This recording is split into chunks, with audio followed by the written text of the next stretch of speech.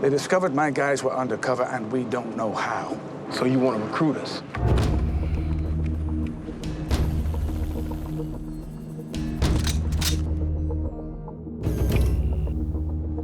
This is a story about being undercover. And what happens when you go deep undercover. Particularly if you're doing an operation in a foreign country where your badge doesn't count and where you can't have a SWAT team surveilling you and people are not in contact. You really are out on the edge. Why do I get the feeling everybody knows we're here 15 blocks out? Because everybody knows we're here 15 blocks out. It's the allure of doing that undercover work and what happens to you when you're deep in that role of that fabricated identity. Sonny Burnett, my partner Ricardo. And what does that sound like? To me, it sounds like an actor on a stage. Of you're connecting with your audience and they're zoned into you and you're zoned into them and you know you're golden, glowing, and scoring like a champ. Nice day. The school of Michael Mann, there's always going to be that where you get a chance to meet the person. Now we got to talk money. Because you got to remember, we're got money up front and we don't got nothing, you know what I'm saying? Meet that undercover agent, meet that cab driver, meet whatever it is, in order for you to extract something from them.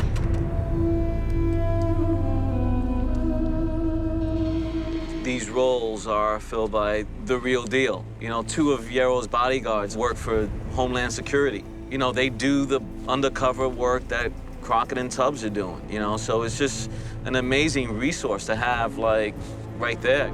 How I know if you any good at this shit? What's that? You have to act, talk, and walk like a bad guy. We didn't come down here to audition for business. Business auditions for us. You have to convince the bad guy that you are not a cop, because that's the first thing they're gonna look for, is whether you're a cop or you're informant. Don't waste our motherfucking time. So you have to adapt yourself and change yourself to play whatever role you're trying to play. The best cover, the best fabricated identity is yourself. You want us to be telling you about our shit? You can't find out on your own. Why do I not buy that? But it's kind of a supra you. You with DEA, the feed, what's up? It's all the impulses of your personality with the volume turned up and the inhibitions turned off. How many rolls you got? How many more can we get? I try to stay close to script, close to what I know from my life, or I did working undercover, so that you don't make those mistakes later on, so that you're consistent. And that's the answer, consistency. Mom and Dad never got lucky. So we started trucking. Yeah, I didn't see a whole lot of it.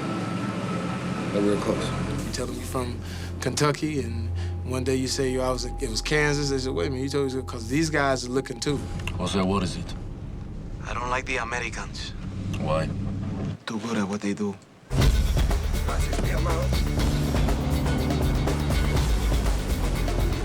got a double hit. There's another plane there. Ghost, one look, one plane.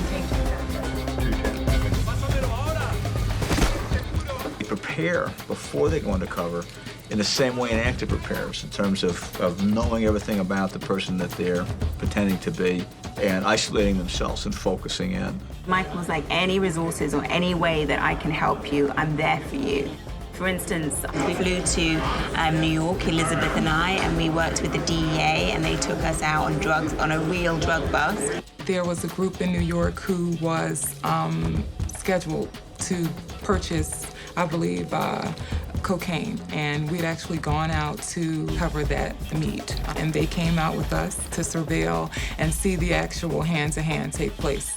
I guess people see them coming, and all of a sudden you hear people screaming, cops, cops, cops.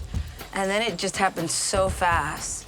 We actually concocted a scenario where Colin Farrell would be under the impression he was actually doing a real deal.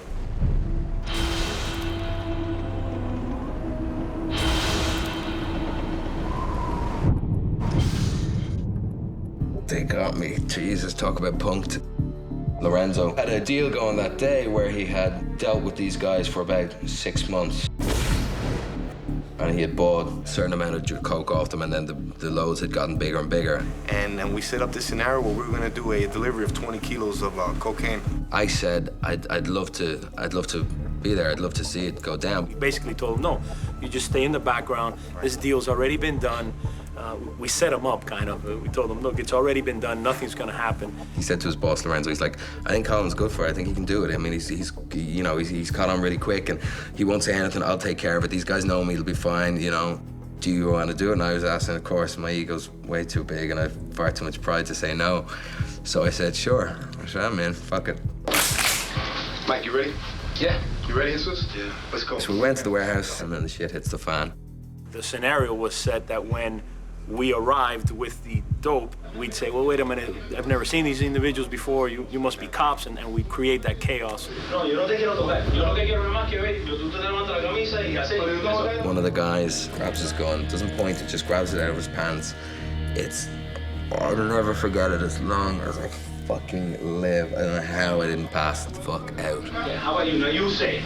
Oh, do I look like a fucking cop? Yeah. At one point, rips his shirt open and he goes, look, I'm not a cop. I don't have no wires. And I thought, that's pretty good. It threw me off. It was very scary. It was very, very, very scary, because for all intents and purposes, it was such a good setup. And I couldn't sleep that night. I couldn't sleep. It kept flashing. The guy that went for his gun, his face, because he kept staring at me. After it all cooled down, he just sat in a chair and just stared at me for like 10 fucking minutes. Colin did a great job. Good job, brother. Mike, keep the good. Yeah, did good. How's it feel, brother? Oh, fuck, man. I didn't know what the fuck. And I couldn't sleep that night. I called Lorenzo's boss at about 2 o'clock in the morning. He was in bed with his wife and just had to talk to him about it for about 10 minutes. He felt so bad. They weren't going to tell me the next day. He came around to the hotel room with Michael and told me it was all set up. They got me good. When it does happen, you're very grateful that you are prepared. You're very grateful for all of the training. Once you are in a situation, all of the training, everything that you've been taught automatically just takes over.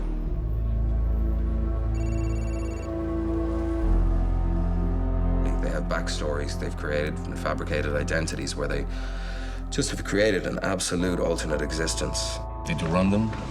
Yes. Did they check out? Yes. There were more than 100 people who did a lot of very important work that nobody ever saw. FBI Miami. You cannot artificially create a background without that kind of support, especially in today's day and age with databases that are so readily available to private investigators that might be working for drug traffickers. It's very easy for them to pressure test the background to see whether or not you are who you say you are. And action! Action! Action! Gong Li plays a woman who moves money and launders money. And we were fortunate enough to be able to make available an extremely high-level guy who, when he was in federal law enforcement, had run a money laundering scam on Pablo Escobar's organization. And the work he did was part of the evidence with which we indicted Noriega. Amazing, he was about to get married. It was part of his story. And so he called up all the guys that he wanted to arrest, and he said to them, I'm having a bachelor party at this place, at this time. And they all came along, and they herded them all into the place where the bachelor party was taking place, and they arrested them all. The wedding invitation read, we invite you to be with us as we begin our new life together. But it was really an invitation to jail for 85 people, several of them executives with an international bank and holding company. The trafficking organizations, the big ones, run their businesses in smart, sophisticated ways, and they buy the best they can get in terms of their security, their counter-intel, their signal interception. They're jamming the phones. This is the type of stuff CIA does. Yeah, what's it doing on a dope deal? The Medellin cartel, their gross receipts were roughly $160 million a month. That can buy a lot of tech support, a lot of lawyers, a lot of private investigators, and it does. It's not about one commodity, cocaine, in one geographical location, Colombia. That's yesterday's newspaper. Montoya is the new news, globalized. It's about globalized forms of trafficking. Colombian coke NH, arms from the Ukraine, E from Holland, pirated software from China into Brazil. If you're dealing in major narcotics anywhere in the country, you're often dealing with men that act as businessmen. These people, if they were born in any other situation, would run Fortune 500 companies. They would be the heads of states. They would be governors, lawyers, but they just happen to be in this. Excuse me, because I am very busy and have many things to do, so this will be brief, yes? From the Medellin cartel, they had some brilliant, highly educated individuals at the upper echelons of command and control. You know, I've gone to in these meetings, like, you're sitting in an incredible, luxurious hotel, spending thousands and thousands of dollars on a drink tab, you know, eating the best foods, driving in the best cars, and then you leave and you get in your, you know, your Lumina or your, you know, your 1973 Volkswagen and have to kickstart. And you're thinking, man, I just left, you know, I just went from a king to nothing, but that's it. It's what it is. And in the last case that I worked, my partner ultimately did get drawn to the other side and wound up compromising my identity, which could have had a very, very bad outcome in it. But ultimately, we were able to piece that all together, and he wound up serving an 11-year prison sentence. At the end of the day, it has to be your personal moral beliefs and your character that prevent you from crossing over. There's nothing in this world, there's no monetary amount out there that's going to make me compromise and hurt my family. You know, there is a temptation, but the day you think that way is the day you have to walk away from the truth. You know, they were living on the edge. I mean, they were living on the edge. We get 1, 2, 3, 4, 5, 6 takes. Colin. I mean, they get one shot, you know, and the downside of a bad take of them isn't a shift in direction or mood for the scene. It's a bullet in the head. Cut. That's the one. You told me you were drowning. Why do people do this undercover work? What's the draw? Why do they put themselves at such risk? I've seen your face before, my friend, but I don't know if you know. There's a hype. There's an elevated experience. And that's what really motivates them. It's that moment when you know that they believe you 100%, that you have got them, that you have put over this fabricated identity, this fabricated scenario, and you're living it, and you're feeling it, and they're buying it. I can feel it coming in the air tonight. Oh Lord, oh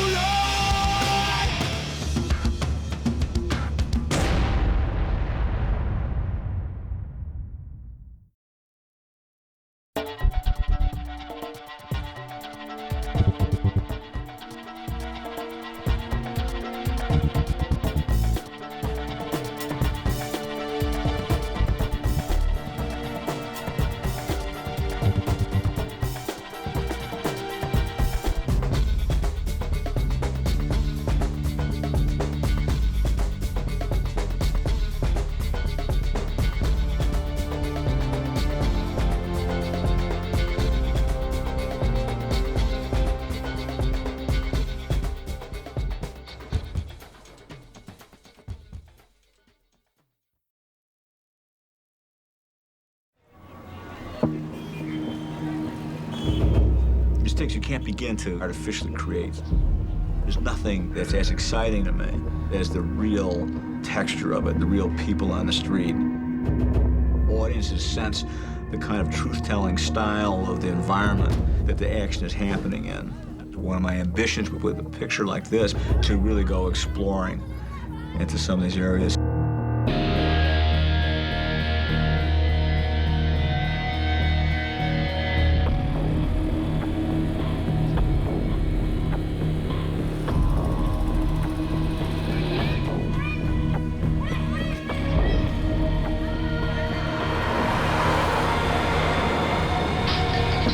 So if you want to go off someplace, it's got to be, now this group is going to go off. We have to tell Chris, he's got to assign some people with you, and that's the only way it goes. We don't just wander around.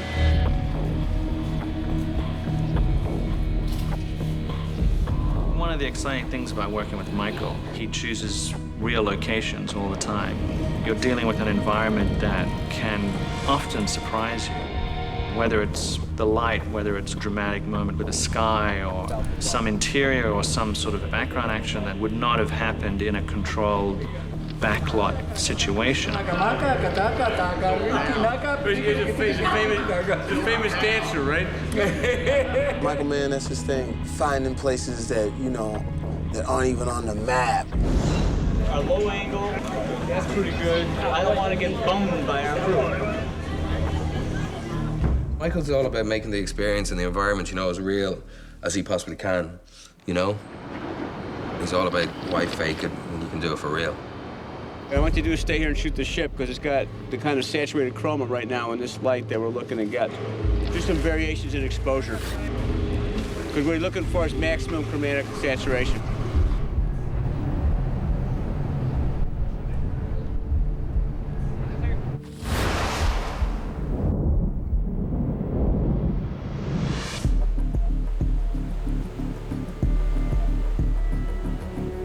Go to these places like Ciudad del Este. It's incredibly stimulating. It's incredibly exciting. Tri-border area where Paraguay, Brazil, and Argentina meet.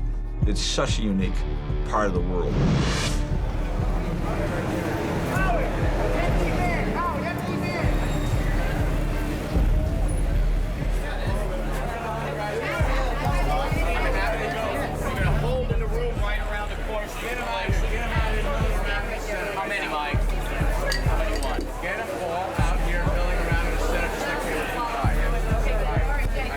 People who are from the Middle East, Lebanese, Syrians, a lot of ethnic Chinese.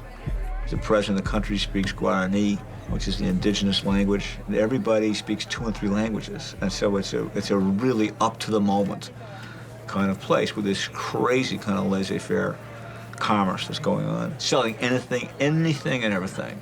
Ciudad del Este exists basically on the gray market world and counterfeiting of goods. If you want something cheap, you can attain the latest movie that has just been released in the United States, the newest watch that Rolex has put on the market, and anything else you want. I bought Collateral for $2. It was a DVD. Everything's packed in styrofoam, whether it's a new camera, a television, a stereo, computer. And at night, like at 6 o'clock, 7 o'clock, it's like everything's thrown out the window.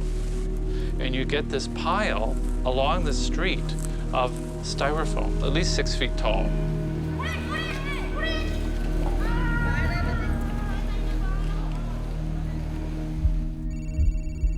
It's Jose. Jose, what is it? In general, in locations, what you want to do is get the local people out. You want to put in your own extras and you want to shoot. What Michael wants to do is actually shoot our person on a motorcycle going through live traffic.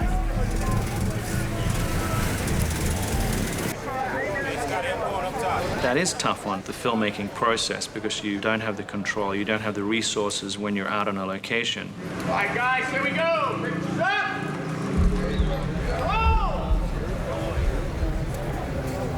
You've got to be pretty determined to get a crew to these places. Clearly, Michael is determined to do that. I mean, he finds places where I'm just like, Jesus, where the fuck did you find this place, you know? Because it's not in any book you can't Google, you know, some of the neighborhoods we've been in. We shot a lot of stuff in the Dominican Republic, and in some areas that took a lot of social engineering to be able to bring a film company in and shoot responsibly and shoot safely. There are people who are struggling to get by every day. And so when you go into an area like that, you have to move in with the people. You have to understand their structures. So if one group controls a certain area, you have to be working with that group. And you don't just mindlessly kind of import people from another neighborhood into this neighborhood. How you doing? Oh, how you doing, Michael? I had an idea. I saw a guy standing here. Just have a foot up like this. Yeah. So that's what you're doing. If they're walking the street, you'll be kind of on the sidewalk. Okay. I need to shoot right now. You better fucking nail this. Here we go. Ready? And action. Let's go.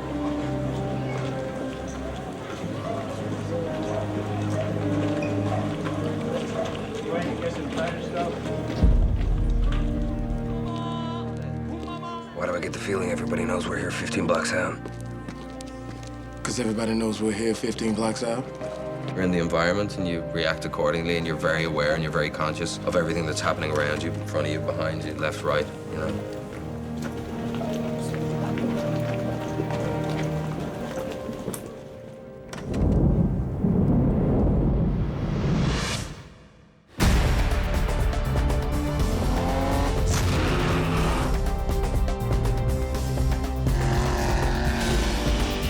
it's kind of a globalized city. There's a huge Haitian population, and then there's just a lot of people with a lot of money from Brazil, from Venezuela, from Colombia. I met a cab driver, a Haitian cab driver, about 3 weeks ago, who sort of introduced me to the whole world of Little Haiti. We here, we in the hood, all access granted in the hood. We're gonna take y'all through step by step, you know? This is a Mummy with the restaurant in it. This is exclusive. So this is like a 5-star restaurant. Check out the fish. We love fish. From the food, the music, the cultural stuff, the religious aspects of it. That's the generation about the Haitian. So whatever voodoo you have to make, you have to call them first. Miami has so evolved. It's much more muscular. It seems to have elevated itself up into the most sensual part of Miami, which is up into the air. The storm systems, the clouds, the dramatic weather. You're kind of at one with nature in a very, almost tactile way. It's a place where there are probably about 25 condominiums being built at any one time and presented in the sort of these glass tower sort of imagery with, you know, water views and blue sky, and reach up high enough, you'll eventually see the water, but you end up so far from the ground that you just lose touch.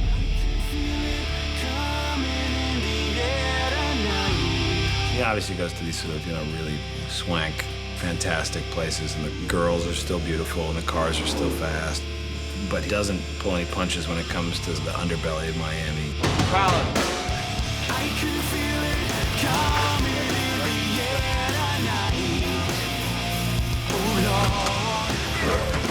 Miami has that allure. Very, very attractive and very engaging and very alluring and very sensual and also very dangerous. And things that you can't see are right around the corner.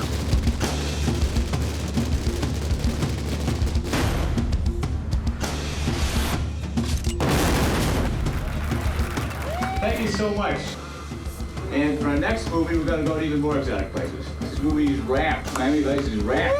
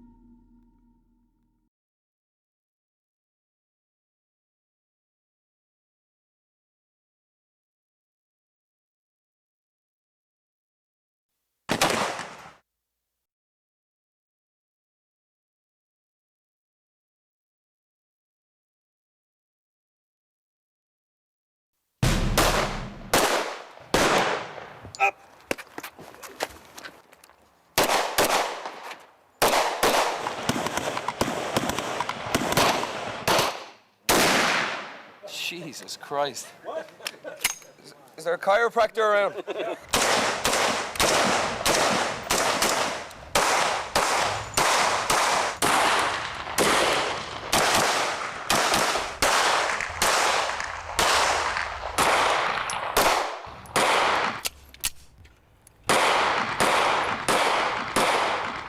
Now we're smoking. Getting close to game time. I gotta be right. Coach said put me in. Coach Mann put me in. And get in there.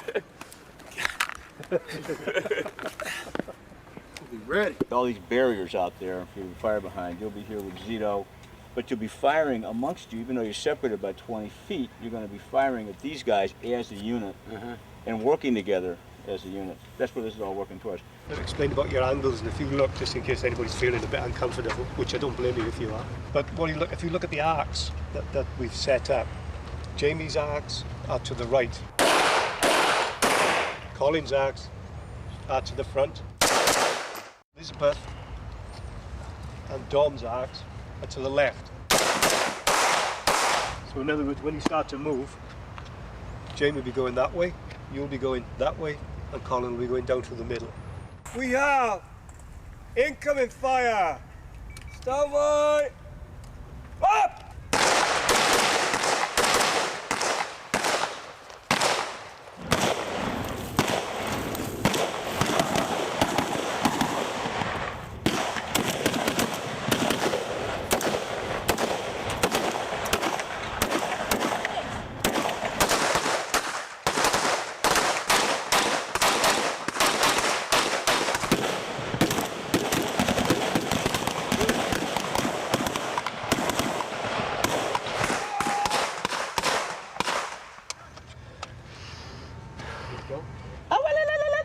This is really good. Magazine's on a minute. Well done, folks.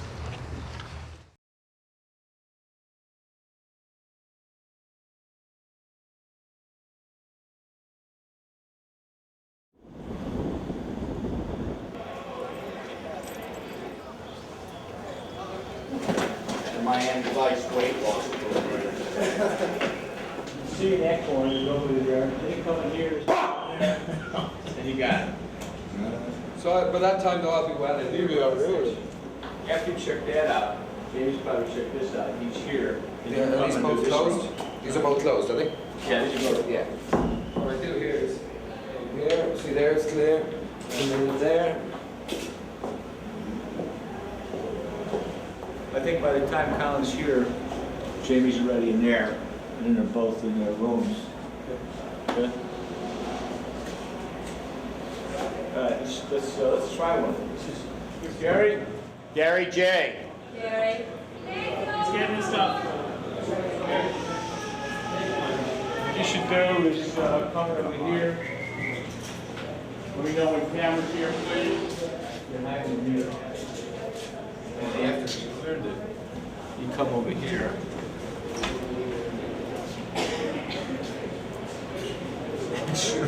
The second one's going to be hidden inside. See if we can poke guys. Okay, you want me doing this or Dwayne doing this? No, Dwayne's going to do the hand. Dwayne's going to do the over the shoulder. Oh, okay. Moving through with them. Okay. At which point he's down over there. After Colin has cleared this with his gun, okay, you come over here and open this door and stay here with a camera and photograph. Okay. Let's pick it up in reverse. Just take it in there. Action.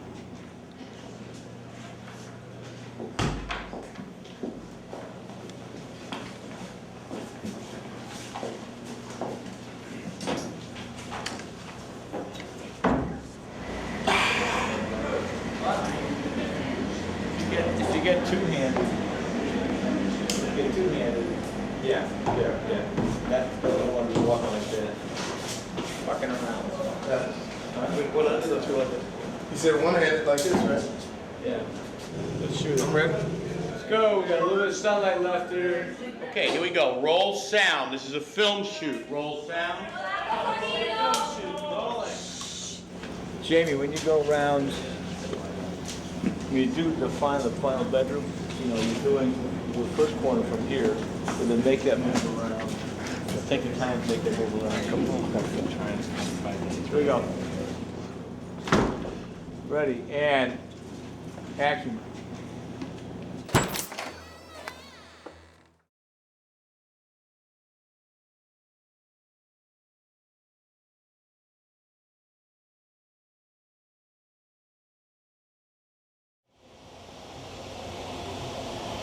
Behind me is the 40-foot MTI race boat that we built for this movie.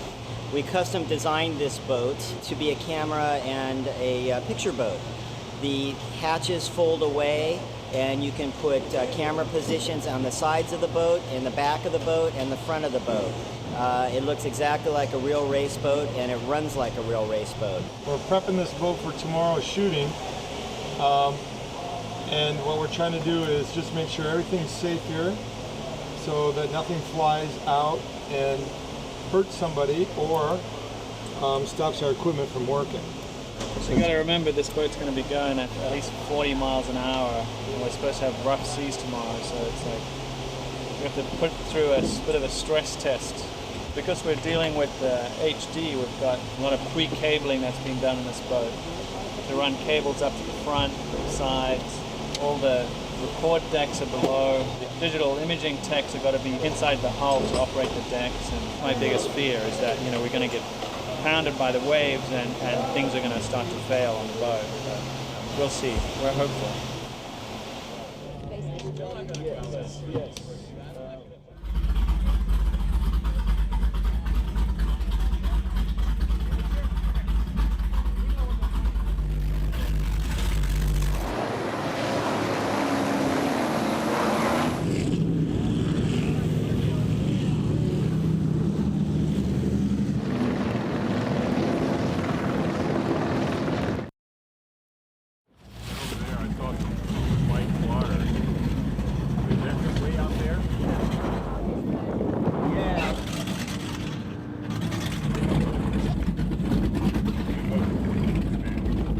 I feel sick. You just can't be down there. It's just too, you know, you're being thrown around left, right, and center, pounded against the deck.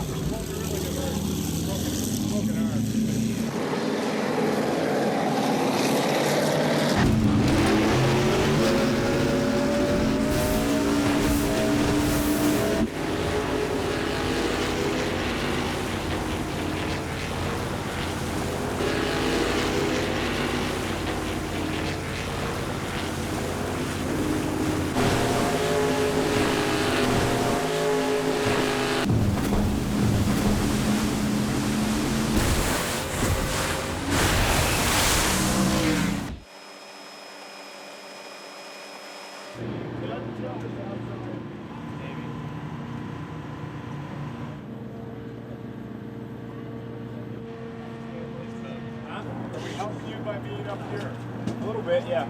I like running the bubbles while we're underwater. Okay?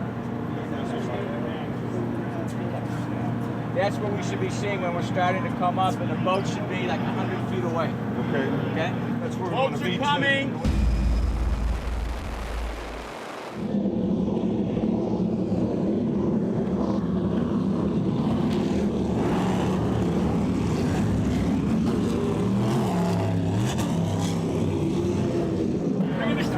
Water in the camera. Coming down, coming down, coming down, coming down, coming down, going up.